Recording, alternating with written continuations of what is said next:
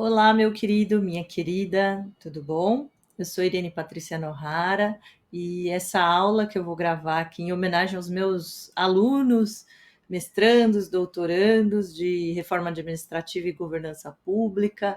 Então, a Amanda, a Bia, a Juliana, a Fábio, Daniel e Guilherme. A gente está aí discutindo uma série de temas na nossa disciplina de mestrado e doutorado no Mackenzie, no programa de Direito Político e Econômico. E para complementar a aula que a gente chegou de agências reguladoras e desse instrumento que, na verdade, não é um instrumento totalmente novo, mas é um instrumento cuja exigência é juridicamente nova, que é a análise de impacto regulatório, né? Então, preparei os slides aqui para a gente trazer os principais pontos desse instrumento, quais são as contribuições e quais são os debates que gravitam em torno de qualificar a decisão regulatória. Então, vamos lá? Vamos começar aqui o slide de análise de impacto regulatório. Para quem não me conhece, já vou colocar também no canal, sou Irene Patrícia Nohara, livre docente, doutora em Direito do Estado pela USP e professora pesquisadora do programa de pós-graduação, stricto sensu, em Direito Político e Econômico da Universidade Presbiteriana Mackenzie. Então, na aula anterior, a gente se reuniu no Hangout e discutiu a análise de impacto regulatório, e esse vídeo é mais para a gente delimitar os principais pontos que a gente abordou quando a gente fala em governança. Então, em primeiro lugar, a gente tem que saber o que é a análise de impacto regulatório. E, basicamente, se trata de um instrumento que vai qualificar as medidas e atos normativos de regulação estatal. Então, ela traz evidências, ela se pauta em estudos que geram uma maior qualidade técnica para a decisão que será tomada, no caso das agências regulatórias, pelos dirigentes dessas agências. Ela vai subsidiar as decisões regulatórias rumo ao estabelecimento de uma política pública setorial mais racional, coerente e calculada. Então, o que é um instrumento que qualifica essa decisão. E para que serve? Para subsidiar a política pública que está sendo implementada em determinado segmento da agência reguladora. A gente vai ver que, mais recentemente, com a Lei de Liberdade Econômica, houve uma extensão do instrumento, não só para autarquias em regime especial, como são as agências reguladoras, mas também para os demais órgãos e entidades da administração direta e indireta que queiram emitir suas decisões, que tenham impactos mais gerais em relação a determinados direitos e garantias e que tenham reflexo também em determinados mercados de atuação. Então, veja aqui quais são os dois diplomas normativos que nós vimos, né, que são aqueles que trazem a previsão, bastante recentes, né? Em primeiro lugar, o artigo 6º da Lei 13.848, que foi a lei que veio dispor sobre gestão, organização e, em nossa particular abordagem, no processo decisório e no controle social das agências reguladoras. E temos também o artigo 5º da Lei de Liberdade Econômica, que prevê a necessidade do instrumento, né? Quanto à questão da Lei de Liberdade Econômica, curiosamente, o objetivo dessa lei polêmica é o objetivo de desburocratizar, de simplificar. Mas no caso da análise de impacto regulatório como exigência, a gente percebe que ela acaba provocando o efeito contrário. Se a ideia é desburocratizar, no fundo, a exigência de análise de impacto regulatório, que, a meu ver, deve ser bastante celebrada para racionalizar o processo de decisão, acaba gerando impactos maiores burocráticos, né? No sentido de ser uma exigência a mais técnica, a qualificar a decisão. Então, o objetivo da Lei de Liberdade Econômica como um todo seria de desburocratizar e simplificar, mas, na prática, a previsão de análise de impacto regulatório, que deve ser celebrada, acaba gerando uma burocratização a mais nas exigências regulatórias, né? E aqui eu estou fazendo alusão ao que a gente está analisando de forma mais detida no âmbito das nossas indagações, que é a visão de Weber da burocracia, né? A gente não está falando burocracia no seu sentido comum, mas no sentido mais técnico sociológico. O Max Weber foi quem ao analisar as formas de relação de poder, determinou que a burocracia seria essa forma, né, esse tipo de poder racional legal e que qualifica as organizações também com maior racionalidade, com maior previsibilidade nas suas atuações, né? Então veja aqui, eu trouxe aqui um trecho da obra Economia e Sociedade do Weber, em que ele fala sobre a burocracia e fala que do ponto de vista do esforço no sentido de racionalizar as decisões com divisões de tarefas, procedimentos padronizados, competência técnica, especialização e previsibilidade, e o modelo burocrático serve para o incremento da calculabilidade das ações das organizações.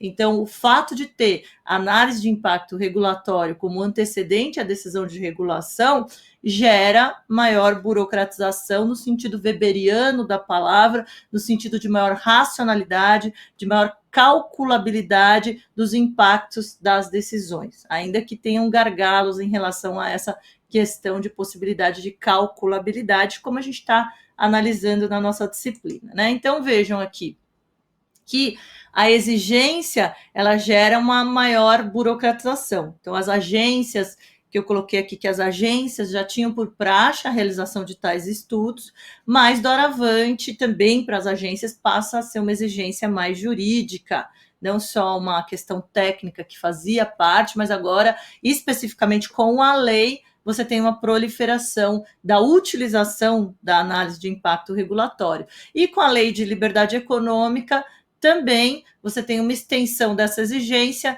não só para as agências reguladoras, que são autarquias em regime especial, mas também para órgãos e entidades da administração pública federal, direta e indireta, incluindo todos os entes que editarem determinações normativas que têm um impacto em determinada relação do mercado, em determinada relação que deve ser calculado, então daí você tem a necessidade de realização da análise de impacto regulatório, que já tem uma previsão mais específica na legislação ou nas legislações, como nós verificamos, né? Então, do ponto de vista das agências reguladoras, fica muito clara essa necessidade de debates, de trazer evidências em relação às medidas que serão tomadas.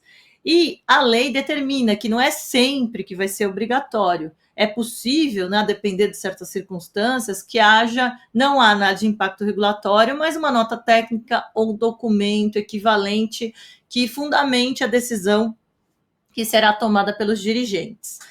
Então, sempre que houver um impacto maior, você tem a necessidade de qualificar com dados, mas também, se for um impacto menor, há a possibilidade de um documento similar para qualificar essa futura decisão por parte dos dirigentes das agências reguladoras. Agora, quando que não se entende necessária a realização de análise de impacto regulatório? Normalmente em 3 hipóteses, né? Em primeiro lugar, em atos de natureza administrativa, daí a questão do gestão, do dia a dia daquela entidade, não há necessidade de qualificar com um estudo prévio para verificar qual vai ser o impacto em determinado segmento.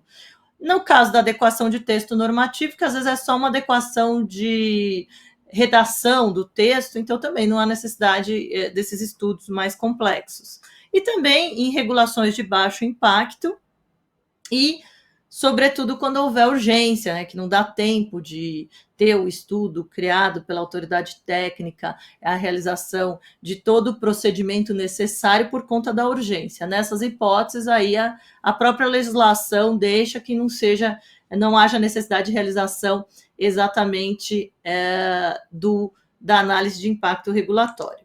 E aí vamos a uma definição que eu achei bastante completa para trazer o que é uma análise de impacto regulatório, que é a definição contida no artigo 2º da Resolução Normativa 798 da ANEEL, que diz que a análise de impacto regulatório é um processo sistemático de análise baseado em evidências que busca avaliar, a partir da definição de um problema regulatório, os possíveis impactos das alternativas de ação disponíveis para o alcance dos objetivos pretendidos, tendo como finalidade orientar e subsidiar a tomada de decisões. Tá? A gente vai ver quais são os elementos que normalmente integram uma análise de impacto regulatório, mas a gente tem que perceber que ela é realizada como parâmetro que depois vai subsidiar o momento da decisão pelos dirigentes. E essa decisão acaba sendo pautada muito mais em evidências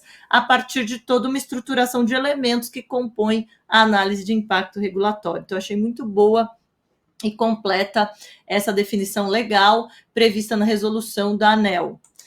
E quais são, em poucas palavras, aí a síntese, né, dos principais aspectos aí? Em primeiro lugar, é um processo baseado em evidências, né? Então ele vai realmente conformar estudos técnicos em relação ao estado da arte de determinado segmento, muito contextualizado em função das contingências próprias de um determinado momento no mercado, para que depois haja decisão.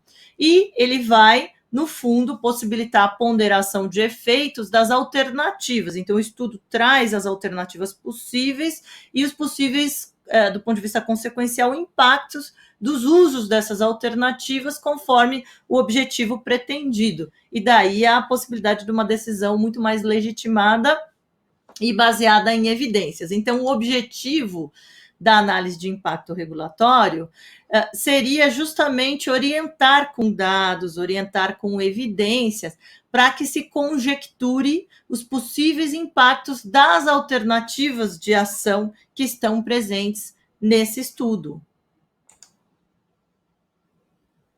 Então, um aspecto importante é que a gente tem que ver qual que é a utilidade prática da realização de análise de impacto regulatório. E aqui eu deixei até uma ressalva relevante, que geralmente se costuma dizer, que não é recomendável que se realize uma análise de impacto regulatório se a decisão já está praticamente pré-estabelecida por parte dos dirigentes, porque vai ser caro, vai ser custoso, vai demorar, e, no fundo, eles já tomaram uma decisão pré-estabelecida, né? Vai ser como se fosse um jogo de cartas marcadas em que as alternativas, todos os estudos e possibilidades podem não ser levados em consideração. Então, a ideia de realização da análise de impacto regulatório é justamente legitimar uma decisão muito mais pautada em evidências, em limites e possibilidades em função de um estudo mais técnico do mercado, né? Claro que a autoridade competente para decidir, o dirigente, uma decisão colegiada, ele não é obrigado a levar em consideração aquilo que é estabelecido, mas, de certa forma, ele deve justificar o porquê que ele está afastando aqueles argumentos, porque ele tem a sua visão em relação ao mercado, mas aí ele pode justificar por que ele acha que uma decisão política é melhor do que outra em determinado contexto, ainda que a revelia, talvez, de algum aspecto que outros dirigentes acham mais interessantes, né? E aí depois a decisão acaba sendo colegiada, né? E outro ponto importante também, principalmente da legislação, da Lei 13.848, é que a lei que regula o controle e o processo decisório das agências reguladoras previu que a consulta pública deve ser realizada com caráter de obrigatoriedade.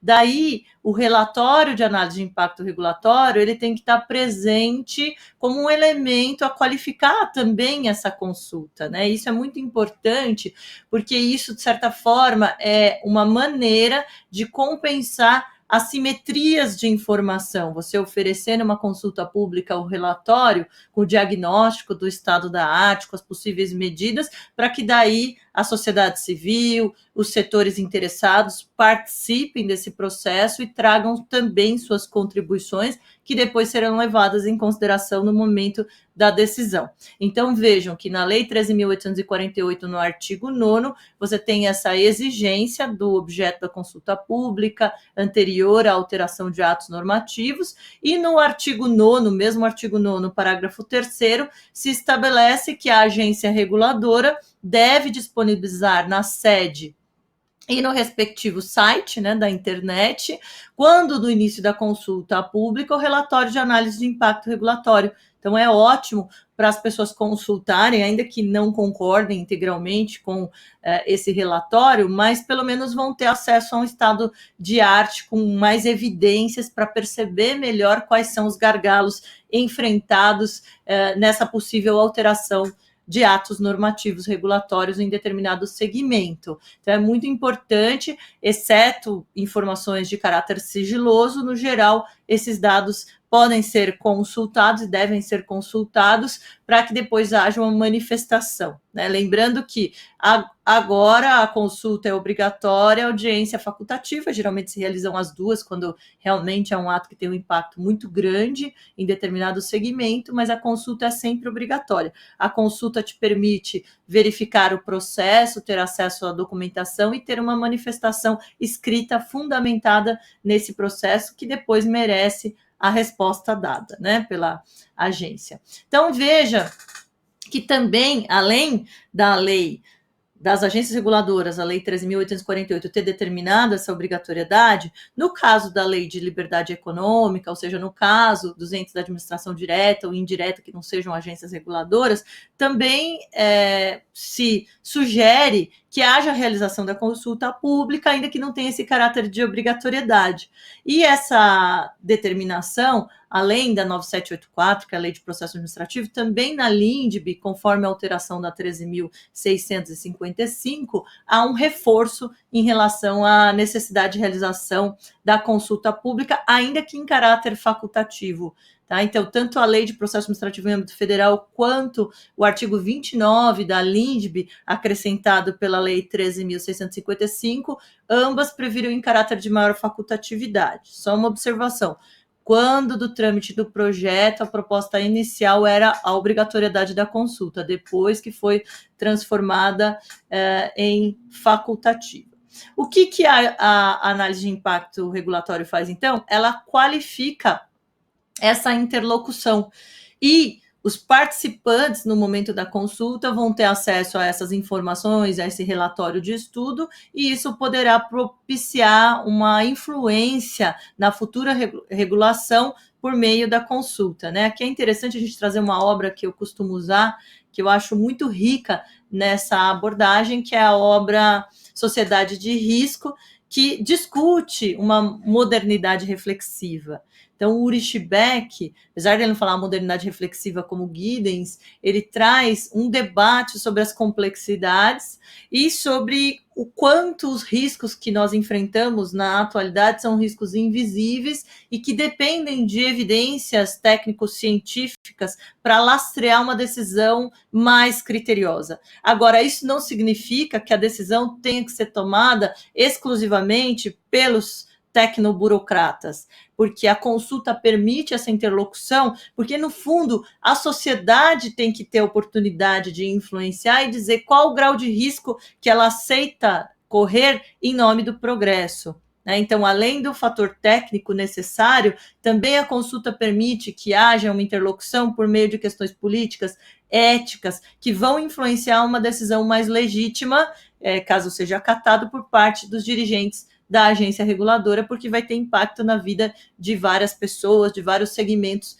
econômicos. Então, essa obra é uma obra muito rica, a Sociedade de Risco, porque ela traz justamente esses dilemas, esses embates do risco que a gente está vivenciando num mundo globalizado, em que os riscos, eles têm efeitos transfronteiriços, né? A depender, por exemplo, do que a Anvisa determina ou libera de agrotóxicos, a gente pode estar numa eventual exportação de nossos produtos agrícolas, contaminando pessoas que às vezes estão escolhendo consumir salada porque acham muito mais saudável ou verduras, e eventualmente, a depender das decisões técnicas que são tomadas num país, isso tem impacto em outros países, porque a gente está numa realidade realmente globalizada, né? Então, isso provoca uma série de questões que são bem cotejadas na sociedade de risco, porque quando a gente fala em risco, a gente fala em análise e gestão de riscos e impactos em função de consequências para a saúde pública, para o consumo, para determinados mercados que são afetados por essas decisões, e no caso a gente está discutindo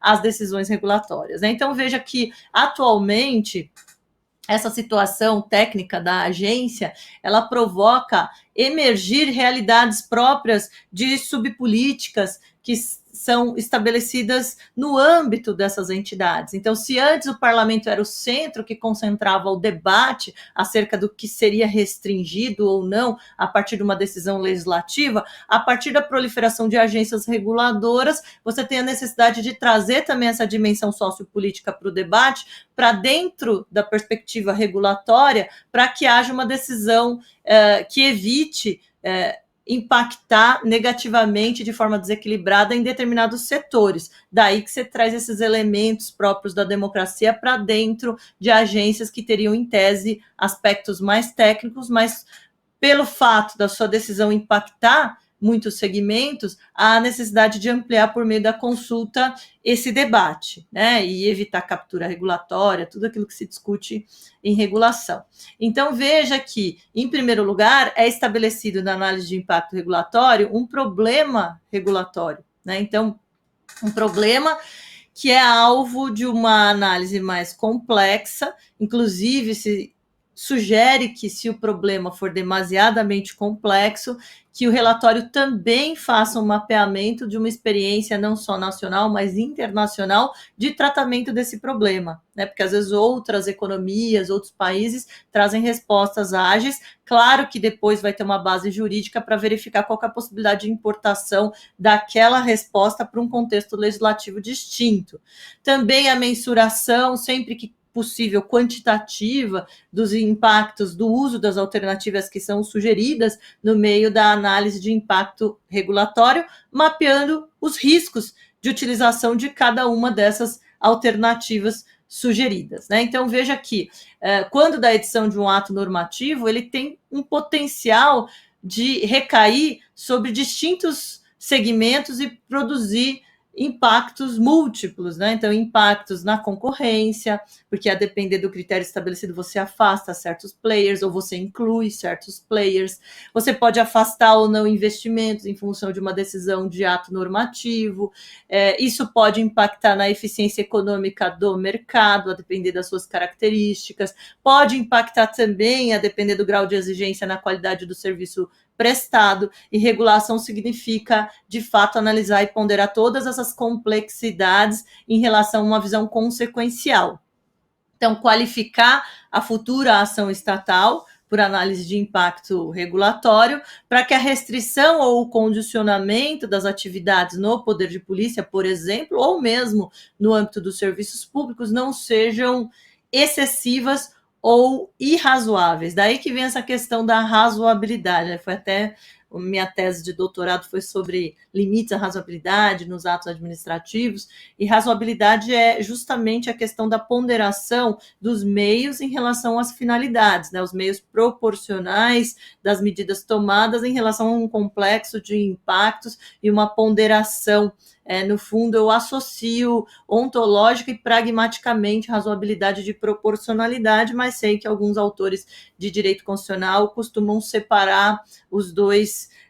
Alguns chamam de princípios, eu não chamo de princípios, né? Eu chamo de juízo de ponderação e critério. Não é questão mais acadêmica, né? Mas o artigo 5º da Lei 3.874, que é a Lei de Liberdade Econômica, fala que vai se estabelecer na análise informações e dados sobre os possíveis efeitos do ato normativo para verificar a razoabilidade do seu impacto econômico. Então, a ideia é que não haja uma restrição tão excessiva que viole outras liberdades, mas que haja uma ponderação, um sopesamento das medidas em relação aos objetivos, da aptidão dessas medidas para o alcance desses objetivos, se é uma medida que é adequada, se é uma medida que é necessária, que é proporcional em sentido estrito, ou seja, que é razoável para alcançar aquela finalidade, né? Não pode ser algo que, de repente, a medida é inócua, então irrazoabilidade pela falta, ou ela é tão excessiva que ela viola tantos interesses que ela acaba mais prejudicando do que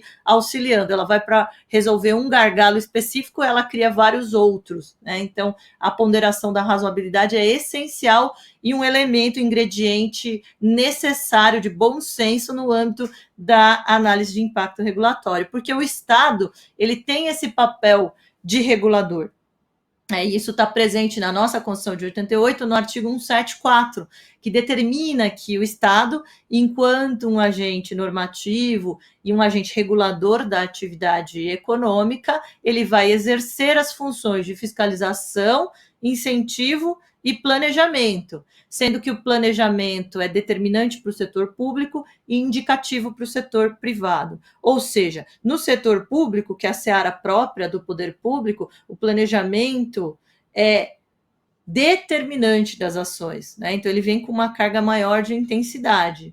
Logo, se a agência reguladora também trabalha com concessionária de serviços públicos, essa regulação vai ser muito mais determinante. Por quê? Porque, de acordo com o artigo 173 da Constituição, serviços públicos são de titularidade do Estado e o exercício é repassado por concessão e permissão, que depois é sujeita em cada setor, a política regulatória setorial, né? Agora, se tratar da questão do setor privado, se entende que, ainda que haja regulação, a determinação de poder de polícia não deixa de ser também uma regulação, ela vai ser mais indicativa para estimular condutas adequadas, estimular atividades que gerem utilidade pública de forma mais indicativa do que determinante, porque aí é a seara um pouco mais própria do mercado, né? Nem sempre isso acontece. Às vezes você tem uma carga de regulação imensa na parte de poder de polícia, até exagerada, excessiva, que não garante liberdade, e de outro lado também lacunas de regulação na parte de concessão e permissão, ainda que o serviço público seja uma atividade de titularidade do Estado, em que ele possa ter uma conduta mais determinante, tá? Estou falando o dever ser, e a gente tem que forçar a realidade, quando o dever ser é bom, né, para se adequar ao dever ser constitucional, né, que a gente defende. Então, vamos aos pontos, da análise de impacto regulatório. Então, em primeiro lugar, aqui, a alternativa A, um diagnóstico do problema regulatório enfrentado. B, atores e grupos afetados pela futura regulação. C, a base legal da ação normativa. Daí porque a análise de impacto regulatório não pode ser feita só por pessoas da área econômica.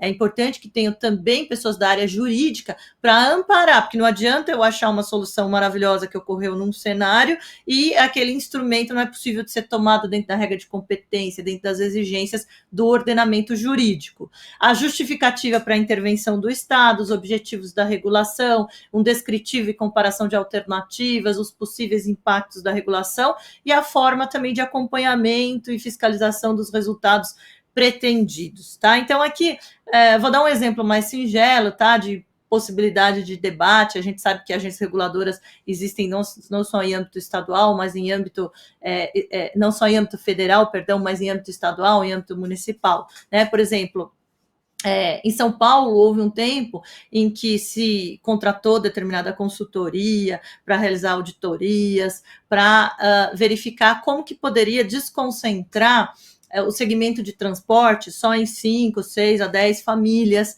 que prestavam esse serviço. E nesses estudos, não foi feita a análise de impacto regulatório nesses moldes, mas é importante porque talvez é um exemplo que você tem um diagnóstico, né? O diagnóstico era o quê? Impossibilidade de entrantes de novos players por conta da concentração do mercado. E aí foi se verificar por que o mercado estava concentrado. Porque determinadas concessionárias e essas famílias muito influentes tinham também o estacionamento de propriedade dos veículos, o que fazia com que não desse para fazer uma licitação com menos frota. Então, a partir desses estudos trazidos aí, se constatou que havia possibilidade de edição de um decreto expropriatório de utilidade pública desses estacionamentos, e daí isso ia gerar menos concentração. Gerando menos concentração, um player com cerca de 100 ônibus poderia também ser um player competitivo numa modelagem de licitações novas, em que, a partir dessa licitação, haveria a possibilidade de exigir mais para o usuário do serviço, exigir Wi-Fi, exigir ar-condicionado e a preços mais baratos depois que houvesse essa reestruturação do mercado que estava com características de maior concentração. Isso acabou não dando certo porque mudou o governo e tudo, mas assim, só para se ter ideia, assim, qual que é o diagnóstico, essas lacunas de concentração do mercado. Os atores e grupos afetados, a população que necessita de transporte, outros players que querem entrar no segmento, e a base legal, ora, a base normativa toda que a gente estuda no direito administrativo, no direito econômico, para essas ações. A justificativa é para melhorar, os objetivos no fundo, para gerar serviços mais baratos, mais acessíveis, com maior tecnologia e com novos players que possam competir também, para não gerar esse monopólio que acaba encarecendo o serviço de transporte. Se compara alternativas, então será que seria bom mesmo expropriar o decreto e jogar para o modelo de concessão depois, né, para a pessoa arcar com aqueles gastos, porque a prefeitura estava com restrições, ou não? Será que essa medida é excessiva, de certa forma muito gravosa, porque depois também tem que pagar as indenizações e vamos calcular qual que é o valor dessas indenizações para verificar se vale ou não o custo da medida. E aí depois acompanhar os resultados, porque não adianta eu imaginar que vai ser tudo daquela forma se a gente percebe que o comportamento acaba sendo outro por outros fatores, tá? Só como exemplo aqui do que seria mais ou menos isso, para não ficar tão abstrato, né? E aí vejam que você tem um diagnóstico do estado da arte, um instrumento acurado, que é a análise de impacto regulatório, para conseguir identificar esse diagnóstico com evidências e dados, as falhas no mercado que devem ser corrigidas a partir de atos normativos para tentar corrigi-las, a assimetria de informações ou externalidades derivadas aí dessa circunstância, apontando como a regulação, como essas medidas, elas se mostram eficazes, né, que elas vão apresentar uma oportunidade de melhorar a circunstância e gerar mais concorrência, por exemplo, sendo então uma metodologia complexa que vai apontar algumas soluções que depois os dirigentes vão verificar se é o caso de adotar ou não. Mas é bem rico e importante, principalmente quem estuda direito econômico e os impactos das ações do Estado em relação à regulação. Eu acho que fica contente se for bem realizado a análise de impacto regulatório, evidentemente, né? Não é o fato de ser instrumento que sempre vai ser bem utilizado.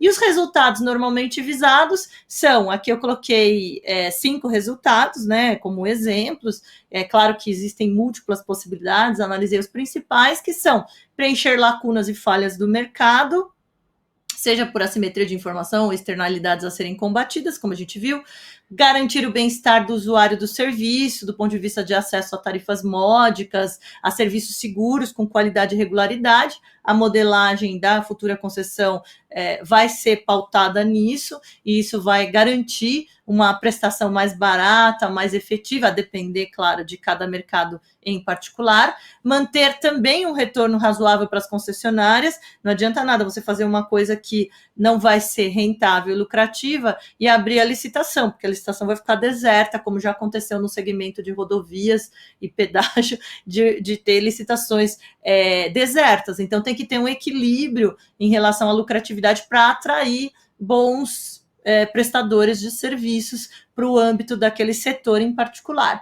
Depois também, a partir dessas modelagens, incentivar a inovação e o desenvolvimento da infraestrutura. Daí você tem uma série de questões de compartilhamento de infraestruturas, uma série de decisões também bem delicadas para garantir o acesso também. A gente estuda na nossa matéria de mestrado e doutorado a Public Service Orientation, o quanto criticou o consumerismo, porque, de certa forma, não focou na perspectiva do usuário do serviço público. Então, a ideia é que, às vezes, você não dê dinheiro só para a infraestrutura que está sendo mais rentável, porque isso garante um desequilíbrio, e aí você não universaliza o serviço do ponto de vista público, né? E, por último, aqui, fomentar a concorrência para evitar monopólios e garantir, por consequência, um acesso mais universalizado ao serviço.